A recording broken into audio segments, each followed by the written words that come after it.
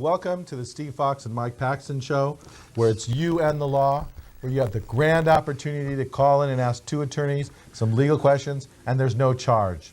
Tonight I want to welcome again my co-host Mike Paxton. How you doing, Steve? Mike and I tonight are going to talk about fault coming back into divorce. This is starting to get there. Yes, in fact, Mike, I just read a brand new case where if one spouse is convicted of domestic violence, they can be barred from receiving spousal support. Yes, that's probably going to, I think that's gender bias, however, because it seems as though that men get arrested for domestic violence much more than women do. Actually, I'm using a case where the woman battered my poor client, was convicted of it the day before the trial. We did the trial without her being present, and now she's coming back, and I'm bringing up the domestic violence to stop a raise in support. Well, there is I have a case now in which a gentleman's doing 6 years for domestic violence. That's he must have done something severe to warrant that. It involves shotguns and knives and things. That's substantial. I'm sure he won't be getting any spousal support. I don't think so. He's making 2 or 3 cents a day where he's at. He saves it up long enough, a cup of coffee. I think the concept is the court's saying, why should you support someone who's battered you? It just doesn't seem right. Kind of fairness and justice is creeping back into the law. Well, for years, back in '71 when they passed the law that basically said that they were going to take fault completely out of it. And they made it a total no-fault system. And over the last 30 years, it's gradually moved its way back into the fault system. Well, now, in the old days... It's still technically a no-fault system. Before the no-fault, wasn't it that if you caught your spouse cheating or something terrible like that, that the spouse could lose most of the property? They divided the property and awarded support based upon who was at fault for the marriage failing prior to 1971. That's an interesting concept where the most states are going back to that theory, too.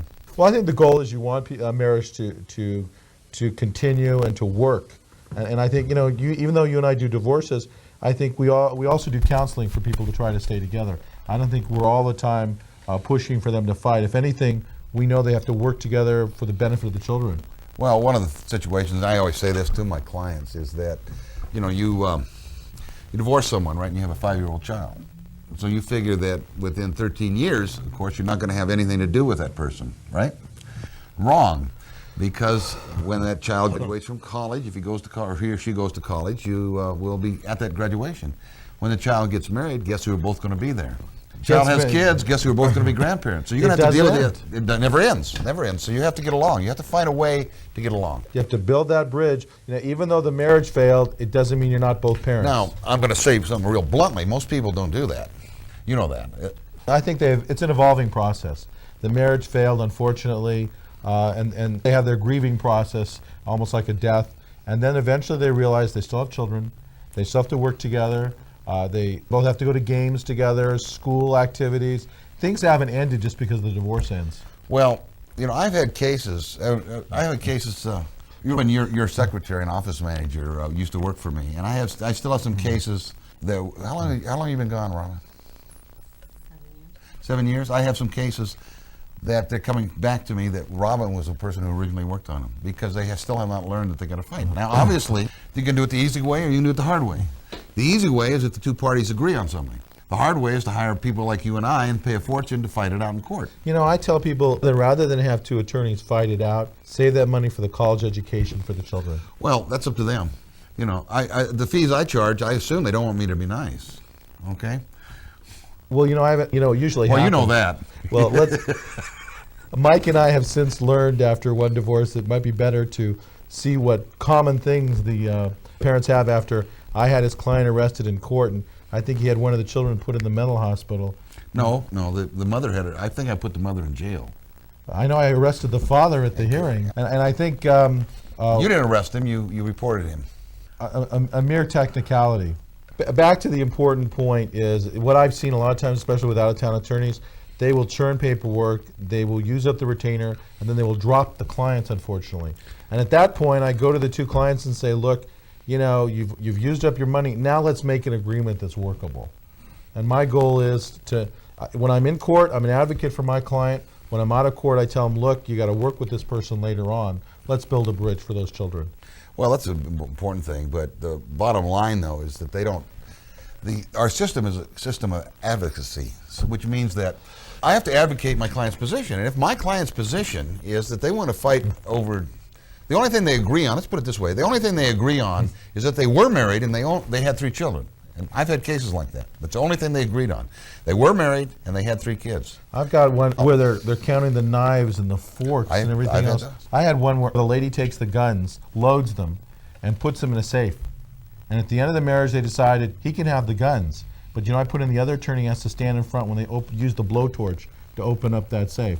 Because you know what's going to happen to those guns when the heat hits it. They're going to go off. We're sure, and I'd rather the other attorney was standing in front of it. But I've had them where they're that serious, counting every fork and every spoon. That's right, but that's what we get paid for, Steve.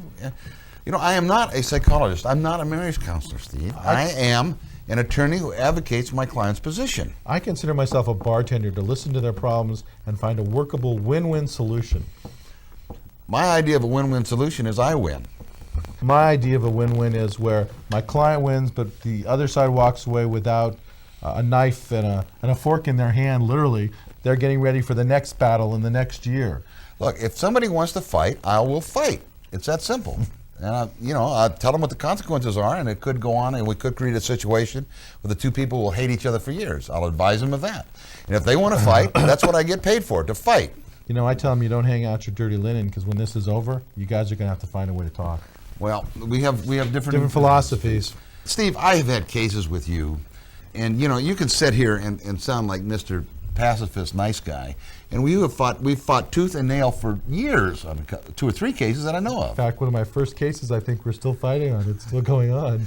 And so it's not a situation like you don't fight, but because I know you do.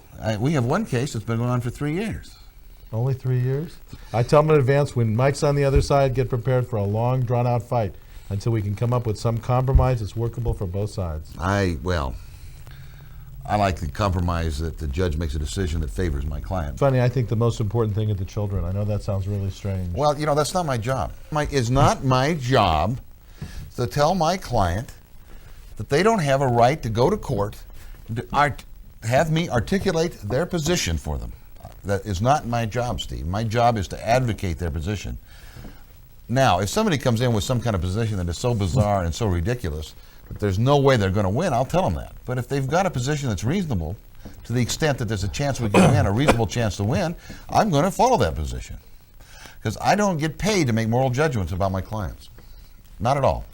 Well, I think there's a degree of ethics that we put into the situation, and we almost, we're not priests, but we try to counsel them. I've even gone up to one on the other side and said, my client doesn't want the divorce, he wants to reconcile.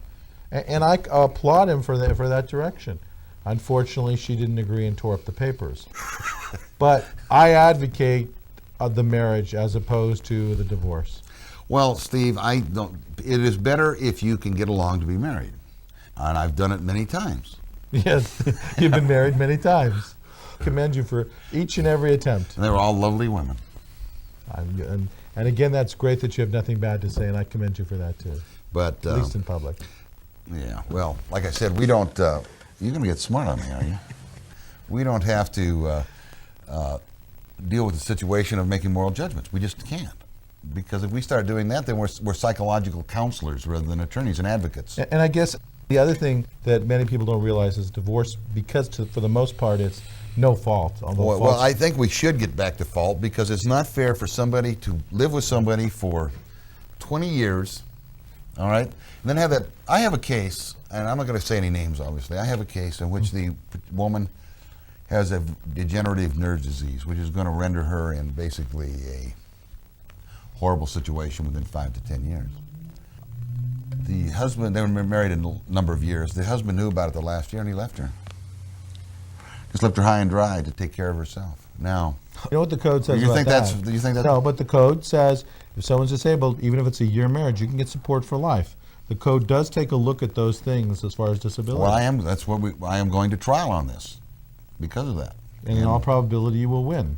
I almost think that it should be hard to get married and easy to get divorced to something where you sit down, you make a contract, you work it out, the people are checked to make sure they're compatible, something so they realize how serious no one's going to have the state is. decide if you're compatible or not? No, but people need to be more serious before they go into this. And once they're in it, they need to try to make it work. Well, Steve, that's not my not your call. job. It's not my job. Now the judge makes the decision of who's right, who's correct. In our case, our commissioner, And he Siegel, does an excellent job. he does I a might very add. good job. And he doesn't always rule the way I want him to, but he calls them as he sees them, and he's a very good commissioner.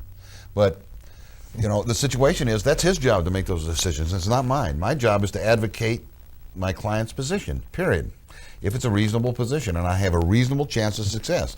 Obviously, if I have a 1 in 1,000 of winning, unless that 1 in 1,000 is a great big score, I'm not going to take the chance on it. And again, we have to give our client the notice and to weigh exactly, is this going to be successful? Is there going to be punitive damages if you go in that direction? Unless they really want to. Again, we're their advocate. We take their direction, but we have a duty also to tell them perhaps some of the ramifications. That's our duty, is to tell them the ramifications. It's not our duty to make those kind of decisions for And them. I have gone forward in a questionable and said, this won't help the situation, but if this is what you want, this is what I'm being paid for, and I'll go forward. Well, like I said, they have a right to the day in court. That's why we have these courts. Sometimes you look at it, neither parents are good for the kids, unfortunately. So you look at the Again, that's not my step-parents. call. It's not your You call either, look at Steve. the grandmother, grandfather, the better, and you kind of maybe guide in the direction to ensure that the children or the child gets the best help and care possible. What was your degree in? Social work?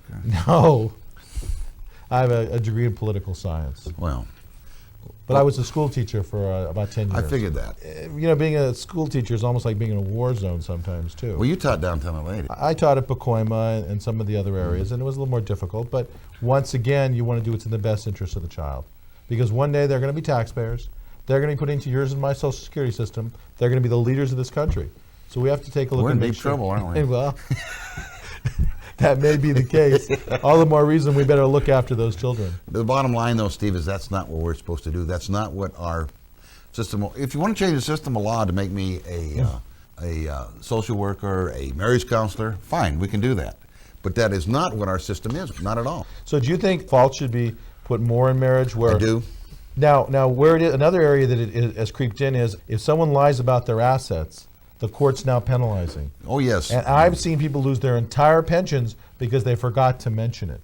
And that's interesting. Well, the famous lottery case, remember that? The woman won the lottery and hid the fact that she'd won from the husband. He found out 3 years later, went in, and the judge gave the entire proceeds to him. Now, see, I don't agree with that, because I think the fault should be proportional to the penalty, or the penalty fits the crime. And she may have gotten the dollar for the lottery ticket or whatever it is from some private source. I don't think you can, okay. the mere hiding of it, you should take all that money away from that poor woman, and this is her big chance, and then you take defeat from the Steve, jaws of victory. She took over $1 million and hid it from him. That isn't right either. But on the other hand, you shouldn't just totally take everything. And obviously, we weren't the judge listening to it, right? Obviously. The judge listened to it and discovered something, and it was a deliberate attempt on her part. glitch. To hide, not a glitch. She hid it on purpose.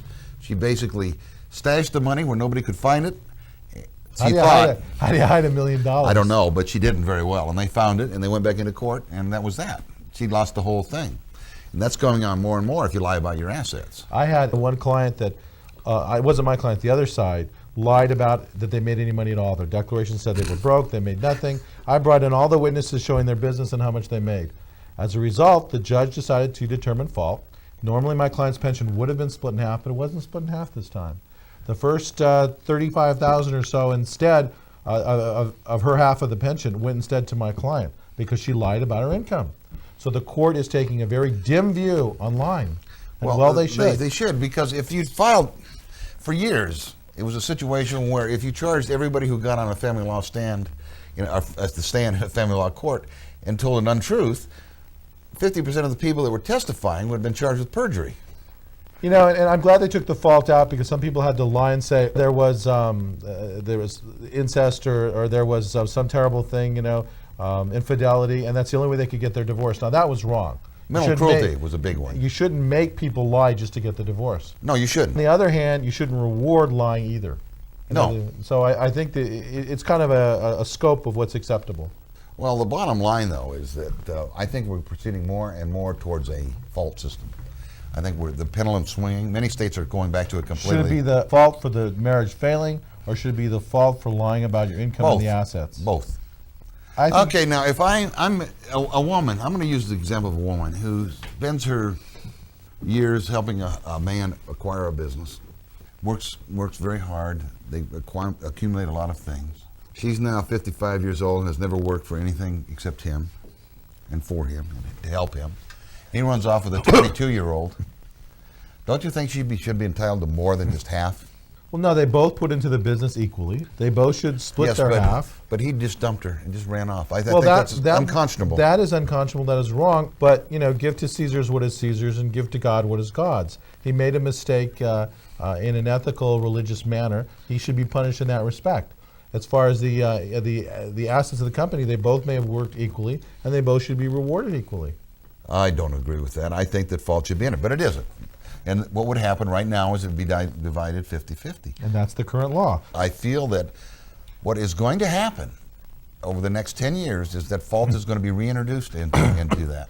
I agree with formula. you. That is the direction. And you can see the direction it's going. And I guess I'm on the side, if you lie about the assets and you're punished about the assets, it's kind of hard to put a number on if you do something wrong in the marriage. I mean, he was without fault, throw the first stone. Sometimes both sides are at fault. Well, yeah, but you can usually determine who's mostly at fault, in my opinion. Think about it, the Steve. only ones who know what happens between a marriage are the two people in it. Well, you can usually tell. Have you represented somebody that you ever felt that it was doing the wrong thing? On occasion, but try to screen my clients and do what's right and Aren't we noble? Carry the sword of justice as best I can. Oh my, aren't we noble? Come on now, tell me the truth. You've had clients. I've had cases with you. We had clients that were. Well, obviously, reasonable minds differ. Yeah.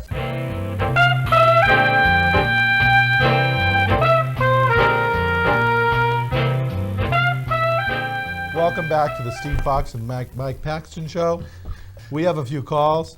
Attorney Steve Fox and Attorney Mike Paxton, what can we do for you? Gentlemen, how you doing tonight? Hey, I was listening to you guys, and you guys seem to be advocating some sort of morality clause, like in the Code of the Practice of Law, when it seems to be a standard for family law attorneys, and I don't want to mention any names, but they seem to go in there and delight in being slanderous to the opposing party just to gain points in front of the commissioner.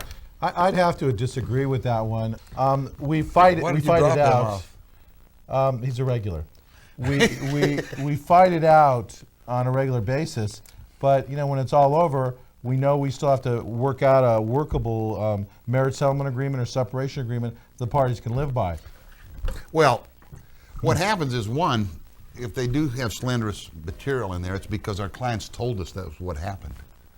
Now, I had a gentleman come in and tell me something that when I got into court, I found it was untrue. But he lied to me, and I'm duty bound according to our legal ethics to accept what my client says is the truth. We're also duty bound if we know it's a lie that we can't. Well, that's what I perpetuate. did. That's what I did. But the point is that does happen from time to time. And again, sometimes if the clients are fighting, I'll take the brunt and say we worked on the declaration and may have just directed that way. But in reality, it may have Well, been if somebody lies to me, they can get a new attorney. Attorney Steve Fox and Attorney Mike Paxton, what can we do for you?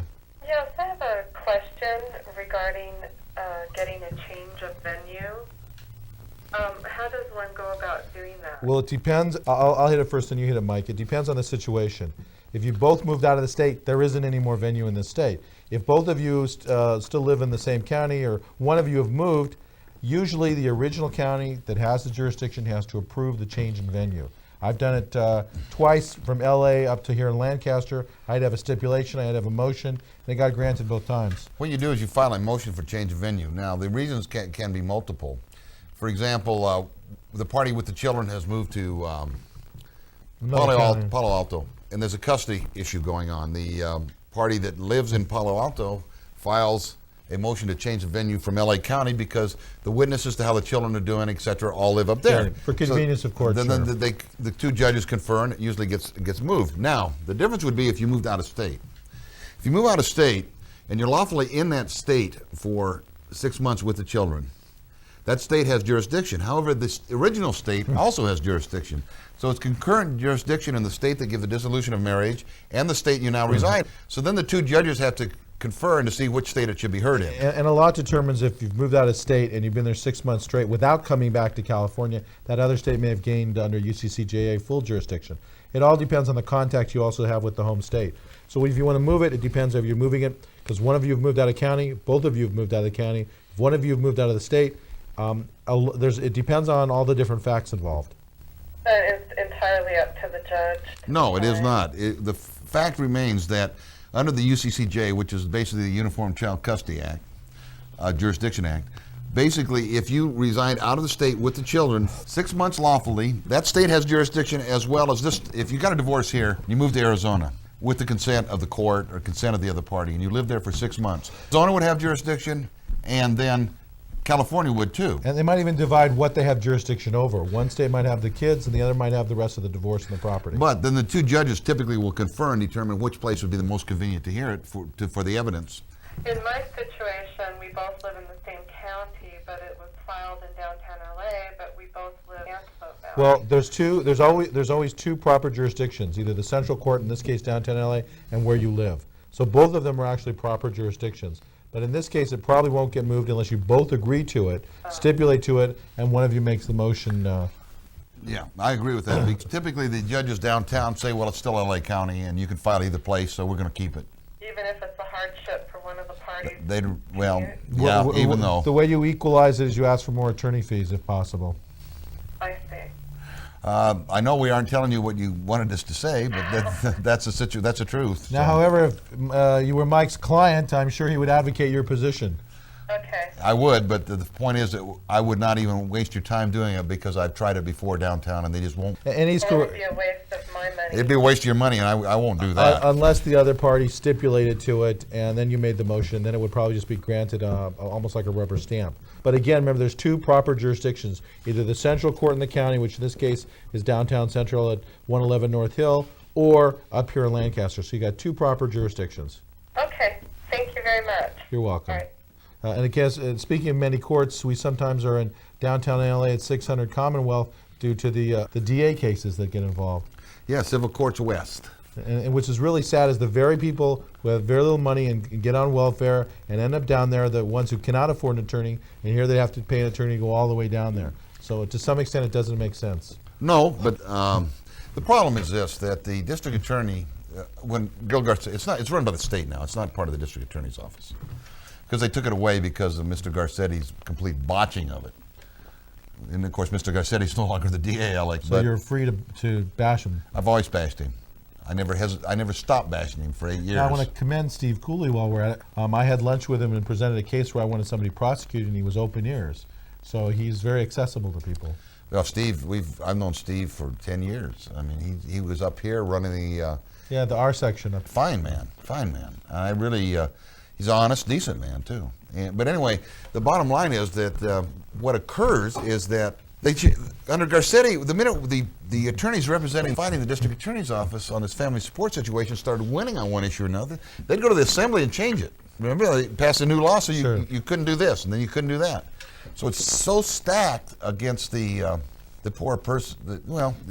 Big things I think are terrible. I have one client who got a support order against him. Unfortunately, he then got arrested, went to jail for 5 or 6 years. That support kept mounting and mounting and mounting. They don't cut any slack. And unfortunately, normally, not always, but they only make the change of support when you file your new motion. So he had 5 or 6 years worth of support. He was also in the mental hospital too. And once again, the support built up. He owed over $100,000. 5 new kids, and they took away his driver's license. I went down there and gave him a guilt trip and said he's never going to see the light of day. He's not going to take care of the new kids. So they made a deal with me, nothing down. Normally they ask for 10%, pay the interest only, which was $800 a month, and he'd be able to take care of the new 5 kids. Then he would also be paying the DA or the Family Support Division $800 a month till he dies. We have another call, Attorney Steve Fox with Attorney Mike Paxton. Can we help you? Well, good evening, gentlemen. Well, it's Attorney David Jeffries. I'd recognize that voice anyplace. Well, that's really more your problem than mine. Yeah, so where were you? This is the English attorney. The English attorney, Did you practice common law or case law? whatever my clients need to have me practice for their benefit. And I would like to point out that Mr. Paxton missed out on at least one significant part of Mr. Garcetti's career. Which one was that? He had damn good hair, buddy. He had really good hair. I guess you can't get out of that one, Mike. No, I have no hair. Well, from my point of view, that's all he had, too. Yeah. I want to thank you, gentlemen, to be available to the public like this. And I suppose I would commend Steve on his bravery in his choice of. You know, I don't like those words when people say I'm doing something that's brave or daring. What have we done? You have invited the astute and deadly clear Mr. Paxton on your show. He's always welcome on the show, Well, he is. just as you are as well. He is a breath of fresh air both on your show and in any courtroom in the land. Well, thank you, David. Well, and an excellent member. What are you of the trying to bar pick here. my pocket about? I'd ask you a challenging question, but I can't think of one. So you gentlemen have a good night. Give our Thanks, best to David. Marion. And that was David Jeffries, another one of our family law attorneys That's in the right. area. And again, we do battle in court, but when it's over, we still try to knock out an agreement that everybody can live with. Well, At least I do. I like to try cases, as you know. And you're a very good trial attorney, Mike. I like to try cases if I've got a legitimate issue, because I figure if I've got a legitimate issue, it is better to win that issue than it is to just settle it.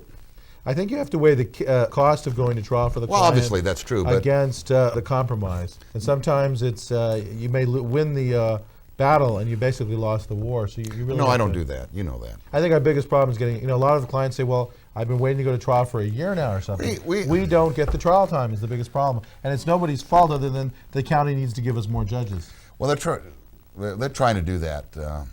But the problem, like I said, the problem is we've got, 350, 400,000 people up here? Somewhere within that. We have Gene Siegel, one judge. And you go downtown LA, there's 12 cases on the calendar. You come here in Lancaster, we got 52. That's right. So it's you get already, it's like all dressed up with no place to go. You're ready for trial. You got your papers ready. You walk in the door, and somebody else is in progress. So that's really the problem up here. Well, I've appeared on cases and sat there and walked in time after time, and something's going on, and I got to continue it. Got to trail it. My clients get angry, but there's nothing I can do. I can't do two trials. They can't do two trials at once. The latest thing we'll talk about after this is some of us are going towards arbitrations, but there's even some problems with that. Attorney Steve Fox with Attorney Mike Paxton. Hey, how you doing? Steve Fox. I wanted to just let you know that I wanted to inform you that you're a very professional, good man, and you know what you're doing as far as being an attorney. Well, thank you. As well as Michael Paxton. As a matter of fact, Mike is a fantastic individual, and I really appreciate what he's been doing for the Antelope Valley. And I also wanted to thank him for what he's done for me. He helped me out on my case. You can't ask for higher praise than from a client. Thank you. Okay, and I just wanted to wish you guys a Happy New Year, and I wanted to say God bless both of you guys, Appreciate that. It's very kind of you. and Mike, you just keep up your good work. You're a fantastic guy. Thank you. Okay?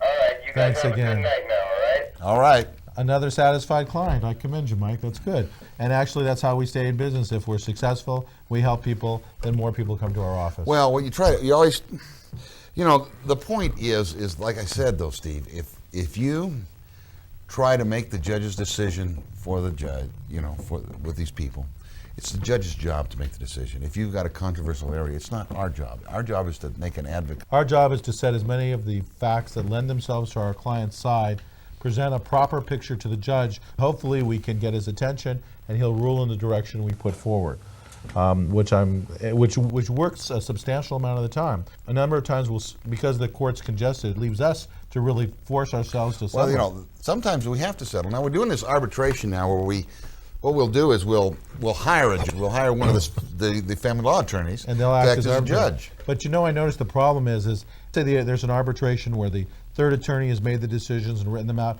Then there's an ambiguity or a question.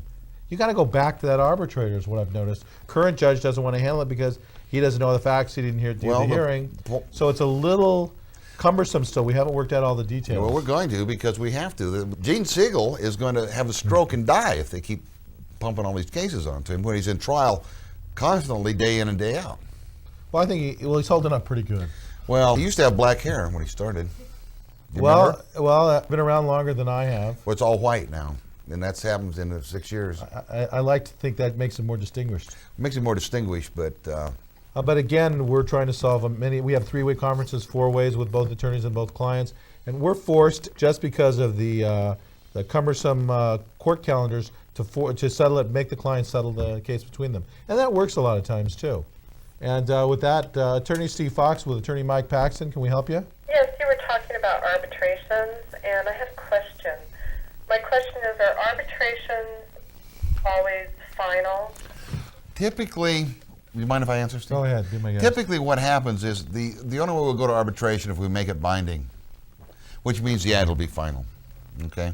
It's a waste of time if you don't make it binding, because what happens if you don't make it binding, you go in there and the person who doesn't like the decision, we get right back into court again. We could do it the other way, where you have 30 days to set it aside. It's called a trial de novo. 30 days of known objects, then it can become final. But- That's what we do in personal injury. But but- typically, you're right. We make it binding, and it's unless there's an ambiguity, it's hard to. You have to agree ahead of time. Basically, you're going to accept this as the final outcome. But the reason for that, obviously, is that the person who doesn't like the outcome would then be saying, I want a trial de novo, we'll be back. Well, that happens in the personal injury case. Well, this is all the not time. personal injury, this is family law. Yeah, family law. Let's say the arbitrator decided in the favor of one party and not the other, and it was a binding arbitration. Do not have court. You got appeal rights, the same as You in know, any other case. I check what the agreement on the arbitration was. You might say you can arbitrate questions of law if they were misinterpreted, that type of thing.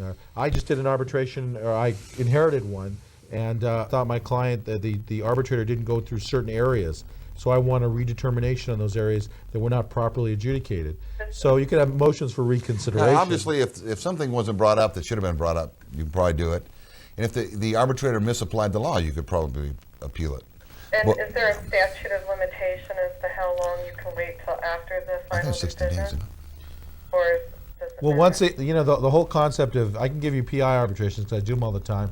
Family law, it's really new up here, and we're thinking of it as a mechanism to get out of being stuck waiting for a trial. I'd look at what the terms of the arbitration are. Otherwise, I'd have to go to the code on how long you have to appeal, and I'd have I to think go it would be the 30 same or as 60 days. 30 to 30 or probably 60. in there. So if it's longer than a year, then Well, Yeah. you'd have a hard time. It's just like setting aside a judgment. Usually you have 6 months, and then if it's a specific issue, there's a year statute under If another it's a code. fraud, extrinsic You can forever. go. You can go longer. Misrepresentations, I think 3 years. But the bottom line is, it depends on what your objection specifically is and what remedies you might have to that objection. okay. Thank you. Thank You're you. welcome. So obviously, someone who's been in an arbitration, possibly. Again, it's new, and I think we're just working out some of the. Well, we've got to do something, because the situation with 52 cases on calendar, you can't get a trial. Now, there is some spillover. We used Judge Skiba, who did a good job, I felt, on one case. But again, she's overloaded now with dependency cases. But I did one family law trial. I was able to get it into another judge. But the other judges also have thick calendars, whether it's a criminal judge or dependency or something. They have their own calendars as That's well right. to worry about. And if you do shift it to another judge, you also want to make sure they have a background in family law. Attorney Steve Fox with Attorney Mike Paxton, what can we do for you? Oh, Steve, Mike, how you doing? This is George. Well, how you doing? I was listening to this about your continuances and how crowded Mr. Siegel is, and I remember we did, 13 continuances over a 4-year period? That's right. What can be done to help Siegel get some help up here? I mean, what is we? Well, I'll tell you what we did, okay? I sent letters to every one of my clients to write to Mr. Tonovich and tell him that we needed more judges. And I sent a form letter to every one of my clients. Yeah, I remember sending mine out. That's right. And you know what Mr. Antonovich did with them? I can guess. He sent them to Commissioner Siegel. Hopefully. No, that's what he did. He didn't even answer them. He didn't do anything with them. He sent all of those letters to Commissioner Siegel, and nothing happened. Absolutely nothing happened. We have a new presiding judge over here, Judge Steve Ogden, I think he does an excellent job, too. and he is trying as hard as anybody I've ever seen to get us another judge over there in Palmdale, where we're at now. And I think that he will make a difference, and that we will get another judge that we can hear family law in front of. Which will one judge just isn't enough. I mean, look what we went through. I know, but we need 2 judges, George. I mean, that's all there is to it. And 2 or more. By the way, thanks for emailing that stuff, George. Hey, no problem. That was a very good wallpaper. Yeah, wasn't that sweet? Yeah, it was.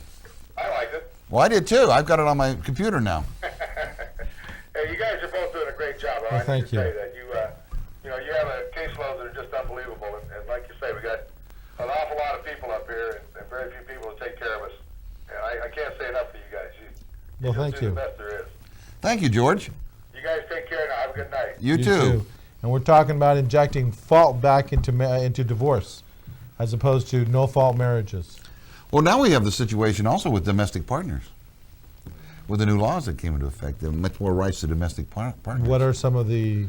Well, basically, they're almost in the same position as being married, even though they aren't. Do you think that's right or wrong? I or- don't agree with that. I don't think We don't have common law marriage in California. I don't think Steve and Bill should be, that's my, You know, but that's my Hawaii, they opinion. give health insurance between the two if you have a partner that you identify. I beg your pardon? In Hawaii, I believe they give health insurance. Well, they are here now, too. I know. Let's get back to domestic violence. Okay. Something I can manage here. If you're convicted of domestic, if you even get a restraining order on domestic violence, you can't have a gun. Or You can't have a gun for 10 years. Not only that, you can't go in on an ex-parte emergency hearing and get custody of the children if you have a DV restraining order on That's you. right. So they're putting fault in all types of things. I know, and it's just a trend that's going to go on and on and on. And it's going to get deeper and deeper, and pretty soon we'll be back in fault within 10 years. In my opinion, we'll be right back where we were in 1970. I don't agree. I mean, I don't condone someone who acts inappropriately in a marriage. But on the other hand, I don't think that you should economically so devastate them where they can't pull themselves back up. What? Remember, I'm a politician too. In other words, they do the wrong thing. That doesn't mean you take away all their funds and their money. Did you ever see the movie Divorce American Style? Yes, and with that, this is Attorney Steve Fox with Attorney Mike Paxton. You guys were so much fun the first time. Now I'm going to ask you a question. I hope it's for Mike. Well, no, it's not. It's for both of you. But we have David laws Jeffries. in this country that say you can't take things away from people unless you have a justification for it. That's correct, Dave. Now, if somebody gets into a domestic violence situation and they are accused of using their left hand to slap somebody like they shouldn't, but they were 110 miles away from their gun collection, why is it that that gun collection must disappear? I'll tell you why, because I'm going to leave you guys focus to yourself. I'm going to talk about that. You want to stay on the line. Stay on the line, David. Basically, Mr. Clinton passed a bill through Congress to appease the anti-gun people, in which he basically said that if you're going to get government funding for anything, you're going to have to pass a law that takes the guns away for 10 years. Because the federal government under Bill Clinton wanted to take our guns away from us. Now, Dave, I don't agree with the law either. In fact, when you have more guns... I've never seen a gun I didn't like, but you know that. When you have more guns, there seems to be less crime. You know, you go out there and commit something, someone will shoot you, so you don't commit the crime. Well, if you look at what happened in Florida when they gave the citizens the right to carry guns in a concealed fashion, I believe in a number of the counties down there, the first thing that happened was crime went down 30%. You better believe it. Look what happened in Australia. When they took their guns away, it went up 60%. And then in England and a number Look of what happened in France or in England when they made the bobbies just hit people with little clubs and no guns. Have you ever heard how Bobby stops somebody when somebody's No. running away from it? They go, stop, or I'll yell stop again. The bottom line is the gun is a good deterrent. Just because someone has had a glitch or a misunderstanding in a situation doesn't mean they shouldn't be able to protect themselves at their home. After all, the thing that's an insult to our legal system is everywhere else we expect to see the application of cause and effect. Why should we suspend that reasoning in this area? Well, I agree with you, David, but thus far it has not been overturned on any in fact, if someone does a domestic violence and they didn't use their gun, obviously they thought enough not to use it, and they should probably have one, because obviously they're not going to use it in certain situations. They can control themselves. Now they're starting to disbar attorneys for having guns. I think we should have guns, period. No, they disbarred a guy in Why? he had an illegal assault weapon that he hadn't turned in. I represented a client just like that. It was legal when he bought it. They changed the law, and they tried to convict my client. Well, they just for having disbarred it. the man for a year in Orange County for that. Time to write letters or do more. Well, Or buy a gun and keep the peace. my position is that if we aren't careful, they're going to take all our guns away from They us. did that after the 1917 Russian Revolution, and look what happened in Russia when they took away their guns. Well, Adolf Hitler took guns away quick. Yes, he did. It's another big mistake. That's right. And David, we thank you, and we approve your opinion. And good evening to you, gentlemen. Thank Good you. evening to you, David. Well, I'm glad we found someone who agrees with our point of view that you can keep the peace. In fact, I think everybody in this valley just about has a gun. I've had the guns exchanged at my office. Well, I have too, but I just. By the way, David collects guns too. So do I. In any case, I think, again, going back to, he has a point. When there is a restraining order, by law, you're not supposed to keep the guns. And that is hard, because what do you do with them all of a sudden? You have to give them to a relative, you have to put them Turn in them a in the police lockbox, station, and then you'll never get them back. and all of a sudden, you can't defend yourself anymore. So what sense does that make? None. But when did Bill Clinton ever make any sense? Well, he's no longer in office. Now it's our turn. But going back to fault and carrying a peace weapon, either direction, we're attorneys, they call us hired guns in a sense. And we're in lieu of carrying the gun in your holster, so to speak, in a courtroom. But at the same token, we try to keep the peace the best we can and still come up with a good resolution and a good... Oh, you and your resolutions. Fight it out. Give war a chance. Give war a chance. To quote Harvey Bergner, as one of the local neurosurgeons. Yeah, right. Give war a chance. Because let it go in front of a judge. Let the judge shake it out, and usually the judge will do what's right. Cut the baby in half. Whatever. What can you know, when they say 2.3 children, I wonder what you do with that 0.3 child, or if the child's cut in half, what do you each do with half a child? You can't always do that. I have a couple sick jokes about that, but I'm not going to. Well, we're on the air. I want to be able to re-show this show, Mike. Okay. For reruns. Somebody's laughing at us over there. In any case, Mike, we've got 11 minutes, and I want to hit the ground that the law is changing. For better, for worse, the California legislature is putting fault back into divorce, whether it's in the economics as far as lying about the assets, or it's into the marriage in which you've done something inappropriate, and therefore they're going to punish you and take away part of the assets. And that tends to be the direction. And you obviously advocate doing that, am I right? Yeah, because I think in certain circumstances, not all circumstances, but in certain circumstances, people have done things to the other party that are unconscionable. And they should be punished for it. Point of personal I've had women come into my office who literally were wearing casts. Okay, yeah. And at that time, this was before this new law that came into effect. That time, it didn't have any effect on anything. Now I'll tell you what I did with one of those cases. My client. What I'd like to do is get the guy and beat him up myself. Well, I did as best I could on that respect. I had an excellent woman client. She was unfortunately injured by her husband. So in addition to the family law case, I sued him in the personal injury case. I got $17,000 on a personal injury judgment. And then when it came time for the family law judgment, I asked for another $17,000 off his side of the equity to compensate my client for her injuries. Did you get it? Yes. I got the judgment first in the PI court, and then I brought it into the family law court. Well, there's more and more of that going on. So, people don't have a right to hurt other people. They don't. Justice Learned said, my rights end at the end of my fist and the beginning of your nose. You have limited rights until end. They're limited so they won't infringe on the next person. Well, that's correct. That's absolutely correct. And I just, it's unconscionable what I've seen. I agree with you. Right is right, and you have to help the victim. On the other hand, we have a lot of false charges going on. I was sitting as pro tem, and this woman came in. That's a person acting as a judge. With both casts on both legs, on her jaw, and one arm in a cast, seeking a domestic violence. And this gentleman came very, very sullen in there. This was several years ago. And I quite bluntly, she was seeking an order, and I quite bluntly asked him, did you do that? And he said yes. And of course, I immediately granted the order, and he said, well, please don't set the hearing date on such a date because I've got to be in downtown LA on the criminal case. So I set it on that date. It's nice to know you have a sense of justice, Mike. That guy was, if I could have had him arrested or shot it there, I probably would have. I mean, that poor woman was just beat to a pulp. I had one where I went in for a restraining order to stop someone from injuring my client further. And the judge looked at him and says, did you harm the lady? And the other side said, no. Then he pulls my exhibit. He'd pulled out a clump of hair from my poor client. That was my exhibit. And the judge looked at the hair and says, I don't believe you, sir, and granted my restraining order. Well, I mean, some of the things I've seen are just horrible. And I agree, man's inhumanity to man, that has to stop. And if the way to stop it is we do restraining orders, we punish people who break those restraining orders, we put them in jail for breaking those restraining orders, then we do it. No matter what somebody does, they don't deserve, in a domestic argument, they don't deserve to be beaten. Oh, I agree. Ever.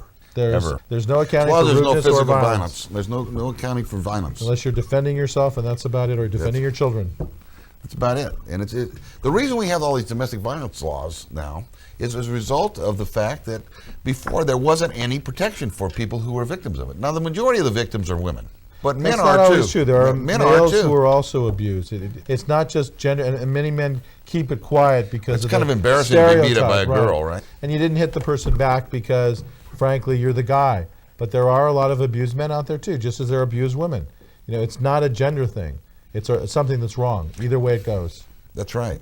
But it does occur, and both sides. But either one, it's the same thing. The point is, though, that a man usually can hurt a woman much worse than a woman can hurt a man because they're bigger, usually. There's more than one kind of cruelty. There's mental cruelty too, and unfortunately, a lot of judges may not recognize all of that. Well, they're supposed to recognize that. But that can be as damaging, whether even more than physical sometimes, if it's gone on for years. Well, it's a carousel. It's a carousel of violence. It starts. Then whoever's perpetrating the violence convinces the person that the violence is directed towards that it's their fault. That if they did something else, they wouldn't get beat up.